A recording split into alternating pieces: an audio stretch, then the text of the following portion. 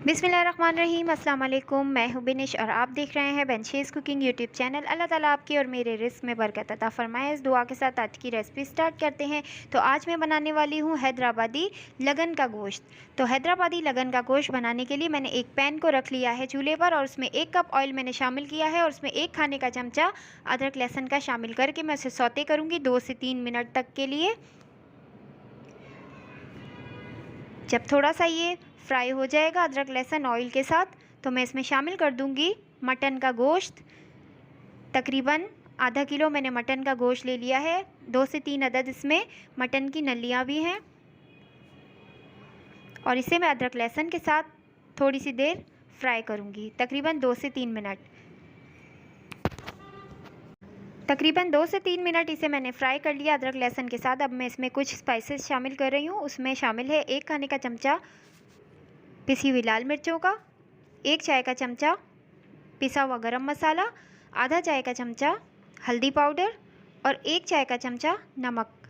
ये सब शामिल करके थोड़ा सा गोश्त को भूनेंगे इस मसाले के साथ ताकि मसालों का कच्चापन निकल जाए। 2 से 3 मिनट इसे इसी तरीके से भूनते रहेंगे अदरक लहसुन के साथ ताकि गोश्त का अपना पानी जो होता है वो ड्राई हो जाए। थोड़ी मीडियम फ्लेम पे हम इसे भूनेंगे।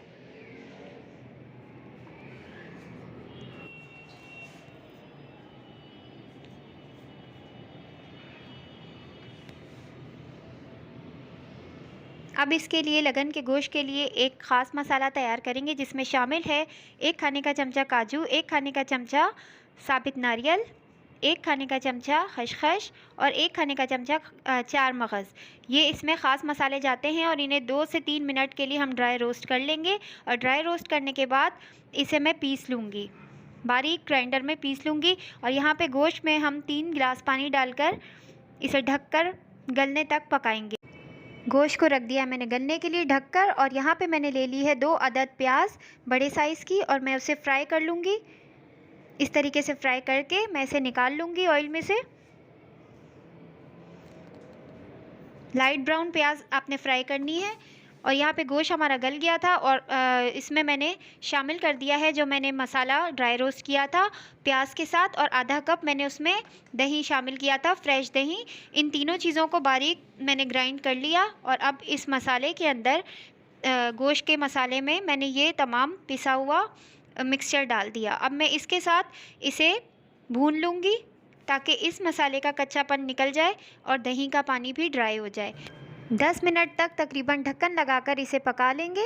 जैसे ही ऑयल ऊपर आ जाएगा ये बिल्कुल रेडी हो जाएगा। बहुत ही लजीज ये बनकर रेडी हो जाता है हैदराबादी लगन का गोश्त, बहुत मज़ेदार बनता है। तो अगर आपको ये रेसिपी अच्छी लगी हो तो कमेंट में ज़रूर बताइएगा। चैनल को ज़रूर सब्सक्राइब कीजिएगा। तो फिर मिलते हैं जी नेक्स्ट वीडियो में। जब तक के लिए अल्लाह हाफिज़।